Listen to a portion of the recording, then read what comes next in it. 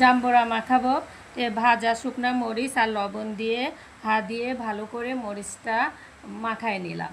মাখায় নিয়ে পেঁয়াজ কুচি দিয়ে ভালো করে চটকায় নিতে হবে হাত দিয়ে দিয়ে। চটকানোর পরে সরিষার তেল দিতে হবে। সরিষার তেল দিয়ে আবার পেঁয়াজটা ভালো করে চটকায় নিয়ে জাম্বুরা দিতে হবে। জাম্বুরা দিয়ে চিনি দিয়ে হাত দিয়ে ভালো করে মাখায় নিতে হবে। এটা খেতে অনেক ভালো লাগে। জাম্বুরার অনেক উপকার আছে। জাম্বুরায় একটি ভিটামিন সি সমৃদ্ধ ফল, যা শরীরের জন্য নানাভাবে উপকারী। এটি রোগ প্রতিরোধ ক্ষমতা বৃদ্ধি করে, হৃদরোগের ঝুঁকি কমায় এবং হজম ক্ষমতা বাড়ায়। সর্দি কাশি সহ বিভিন্ন রোগ থেকে শরীরকে রক্ষা করে।